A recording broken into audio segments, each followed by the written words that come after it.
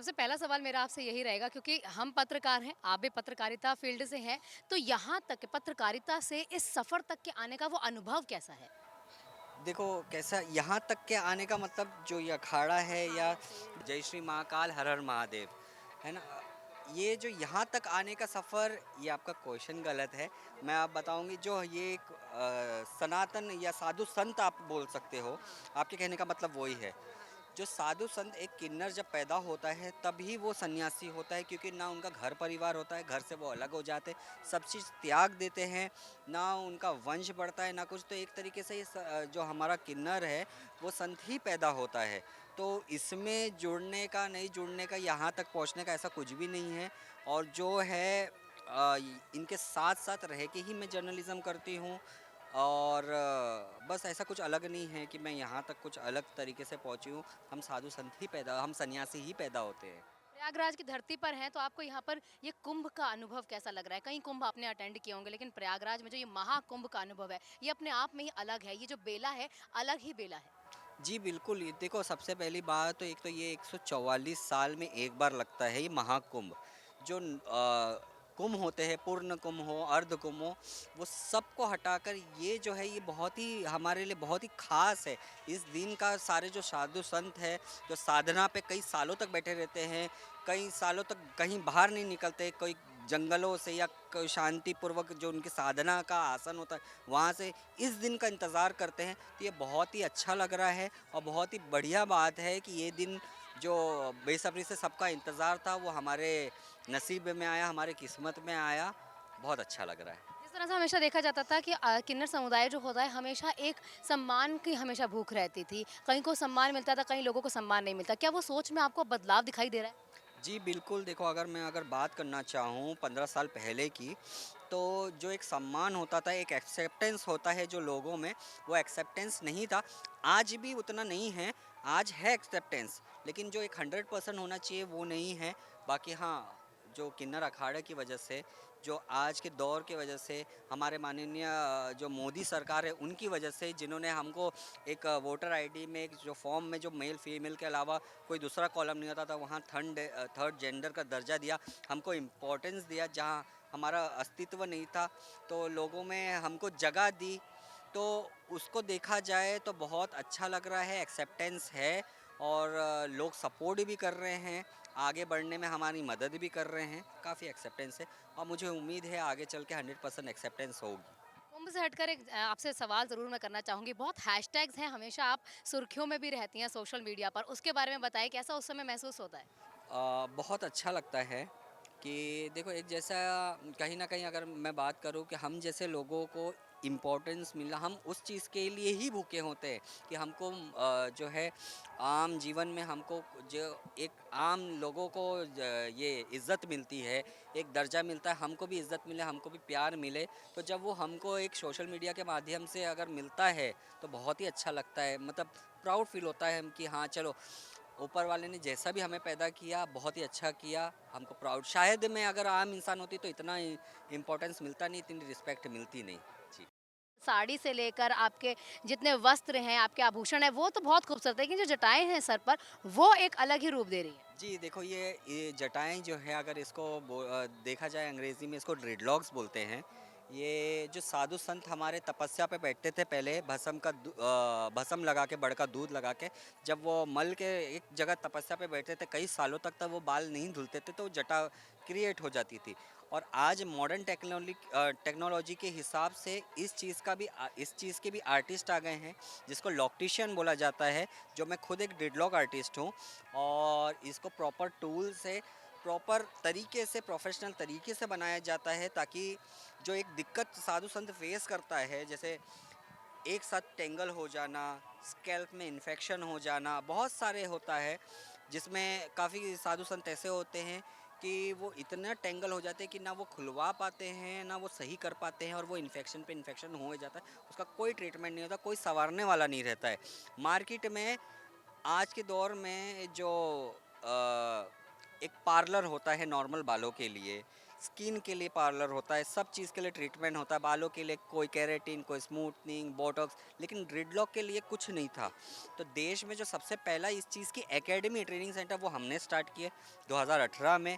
फिर इसके जो हम प्रोफेशनल ग्रिडलॉक आर्टिस्ट हैं, जो हम प्रोफेशनल तरीके से किसी का अगर ख़राब है तो हम उसको सही करते हैं, और जिसका नहीं, जिसको इच्छा है कि जिसमें भक्त, जो महाकाल के भक्त बोलते हैं, महादेव के भक्त हैं, वो करवाना चाहते हैं तो वो उनका हम करके भी देते हैं।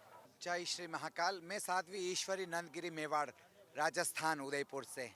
महाराणा प्रताप की जय, किन्नर अखाड़े की जय, हमारे गुरु आचार्य महामंडलेश्वर स्वामी लक्ष्मी नारायण की जय। आज हमारे आचार्य ने इतना अच्छा अखाड़ा गठित किया है, किन्नर अखाड़ा जिसका नाम है, जो जूना अखाड़े के साथ है।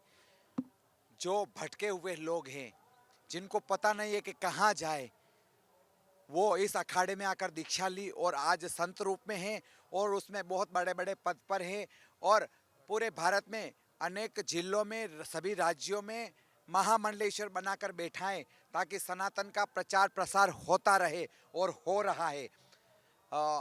कल से पट्टाभिषेक चालू हो जाएंगे और महामंडलेश्वर जो नए बन रहे हैं, बहुत संख्या है जिसमें देश विदेश के किन्नर अखाड़े से जुड़े हुए लोग हैं, जिसमें सिर्फ किन्नर ही नहीं है, पुरुष भी है, महिलाएं भी है और अर्धनारीश्वरी भी इसमें संत हैं। मुझे बहुत अच्छा लगा, मैं इस अखाड़े की संत हूँ। सबसे अच्छा तो मुझे ये लगा कि मैं किन्नर अखाड़े की संत हूँ। इस धरती पे, इस ब्रह्मांड में देव दानव गंधर्व 4 हुए हैं, तो ईश्वर ने हमें मौका दिया किन्नर बनने का और किन्नर बनकर आशीर्वाद देने का, जो वो कार्य हम कर रहे हैं। आप देख ही रहे हो सब। आज मेरा गला बहुत ख़राब है, इसलिए आवाज़ साफ नहीं सुनाई दे रही है। बाकी मैं बहुत कुछ कहना चाहती हूँ इस मीडिया के माध्यम से पूरे देश को, क्योंकि बहुत खुश हूँ मैं, बहुत हर्ष उल्लास है कि प्रयागराज में जो ये महाकुंभ हो रहा है, बहुत ही सुंदर व्यवस्था है यहाँ, बहुत ही सुंदर। और हमारे अखाड़े में भी सारी भोजन व्यवस्था बहुत अच्छी है, हर चीज़ की सुविधा है। ले लो, जैसे मौसम ठंड का है तो कोई ऐसी अव्यवस्था नहीं है। हमारे आचार्य ने इतना सुंदर कार्य किया है, तो इसके लिए मैं उनका बहुत बहुत सादर प्रणाम करती हूँ उनको। बोलो सत्य सनातन धर्म की जय। हर हर हर हर किन्नर अखाड़ा।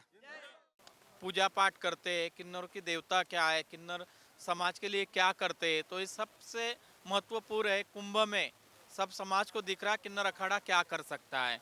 देखो, माँ कामाख्या का तंत्र हवन चालू है, विश्व कल्याण के लिए हवन कुंड का हमने स्थापित किया है। विश्व का कल्याण हो इसलिए माँ कामाख्या का हवन चालू, यानी कुंड स्थापन किया। आपने हर जगह हवन कुंड देखे होंगे, लेकिन हमारा अनोखा हवन कुंड है, जो हमारी महामंडलेश्वर जी, गायत्री माई है, हमारी माई है, ये संजना माई है, ये सब अलग अलग राज्यों से सब किन्नर यहाँ आए हुए हैं। माँ के लिए, विश्व के कल्याण के लिए यहाँ आहुति कर रहे हैं। माँ कामाख्या सब पे कृपा बनाए रखे। आपकी मीडिया है, जैसे मीडिया की वजह से तो बहुत कुछ जागरूकता आ गई है लोगों में।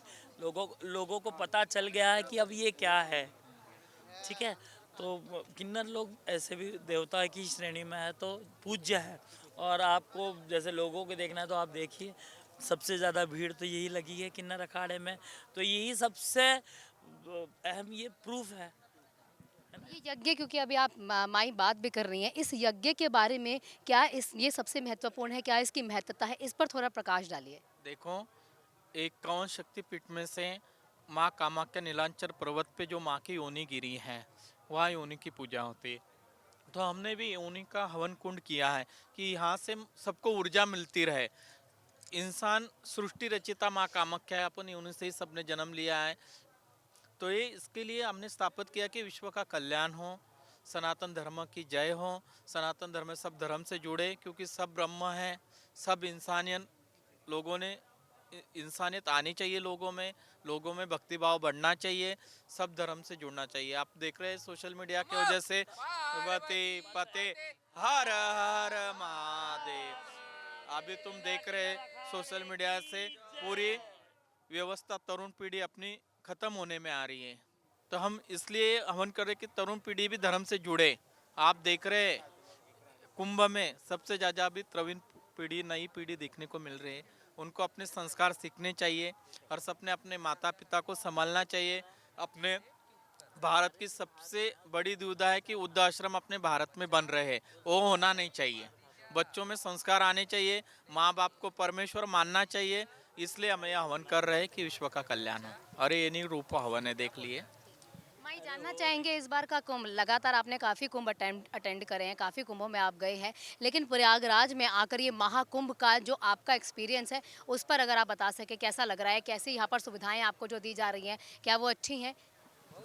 महाकुंभ का जो एक्सपीरियंस है बहुत अच्छा है। जिस तरह से शाही स्नान निकाले गए, सुविधा है, जिस तरह से यहाँ पर जो रास्ते बने हैं, लाइट्स है, पानी है, टेंट्स जो लगे हुए, सब बहुत बहुत ही अच्छा। योगी जी ने, मोदी जी ने बहुत ही अच्छी सुविधा की है। और प्रयागराज का कुंभ तो इसे तो राज राजेश्वर कुंभ कहा जाता है। ये बहुत महत्व का है। यहाँ पर तो उसी तरह होगा जैसे राज राजेश्वर, यहाँ पर साधु ही राज करते हैं। ये राज राजेश्वर कुंभ है प्रयागराज का, है ना।